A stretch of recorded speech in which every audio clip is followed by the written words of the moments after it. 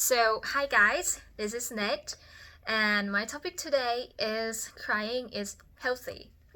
I believe that you guys get this a lot. You may heard this a lot from your parents. They may always say, "Don't cry, fight it.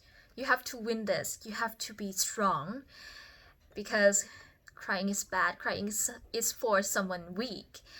And so, when you face something difficult and you are very stressed and you can't find a way out, and you can't cry either because you are taught not to cry because crying is bad. You shouldn't cry.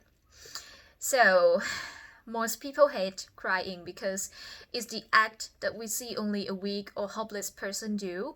So we linked crying with something bad, something heartbreaking, so we avoid it and we hold back our tears and emotions. I also hate crying. Crying makes my eyes hurt, causes me a runny nose, and I don't want others to see me as weak. However, I can't deny that crying also makes me feel better.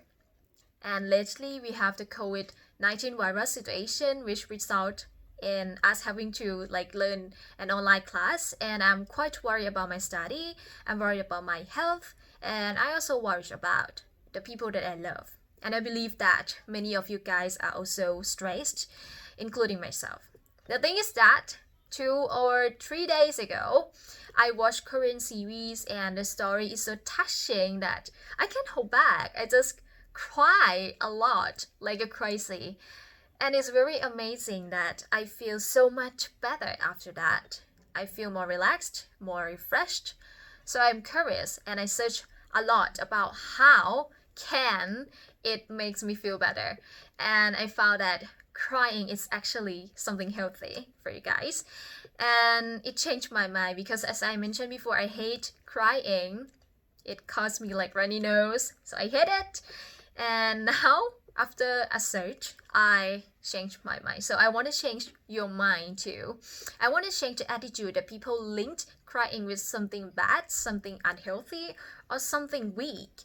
So in this speech, you guys will learn why crying can give you a healthy life.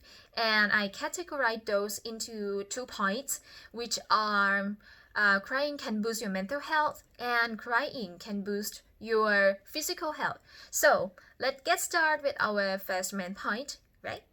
Crying can boost your mental health. So researchers from Yale University believe that crying can help you to restore emotional equilibrium. So we don't cry only when we are sad, right? We can cry over something we feel very happy about too. And sometimes when we feel very happy, when we feel very excited, it can be dangerous. It can harm your body. And crying can help you with that. According to Rowland, an assistant professor of psychiatry at the University of Pittsburgh School of Medicine, crying begins after the peak of our emotion and it helps our body to calm down and back to the balanced state. So to make it easy, after crying, our breathing and our heart rate will decrease and our body will enter into a calmer state. So for the emotional tears or the tears that when you're sad and you cry, that's called emotional tear. It can make us feel better. So, one study in the journal named Motivation and Emotion suggests that it takes time for people to feel good after having a cry. So, the participants in the study feel worse immediately after the cry. This may be one reason why people hate crying because of the immediate bad feeling they got after a cry. But after 1 hour have passed, the participants report that they are in a better mood than before they begin the experiment. And for me, I feel better after I have a good cry too. So we can see that crying can make us feel better, but it takes time. So I will summarize a bit about the mental health benefits of crying that can boost our health.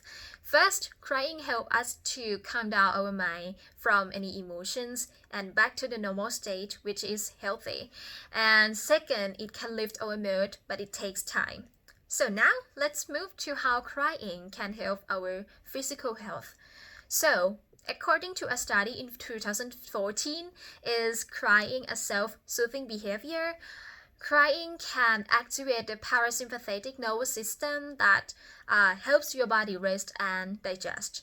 It also found that it can clear the toxin out from our blood and release unwanted toxin through the tears. According to a New York Times article about emotional tears, humans have many kinds of tears, which are also different in the chemical they are holding.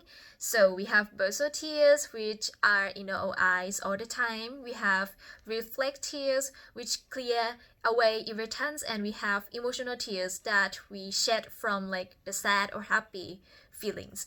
So the study suggests that emotional tears have higher contents of some protein than irritant tears due to the release of stress byproducts. So we can say that when we like crying because we are sad, the tears that we shedding is contained with like byproduct of stress, so it like release the stress in our body too. And crying for a long period of time also release endorphins, or what we call feel-good hormones, which can like help ease both physical and emotional pain, according to the Medical News Today website. And moreover, another study in 2011 found that crying helps to kill bacteria and keep the eyes clean, as tears contain a fluid called lysozyme. And tears in general can also like keep our eyes moist and clear away irritants which may damage the eyes. So to conclude, this speech is to let you know that crying it's not something bad. It's actually good for your health if it's not too much, as you can see from many health benefits of it. And I just want to say that if you cry, you're not weak. You are very strong because you know your own feeling and you know your own emotion, and you have the courage to show it out.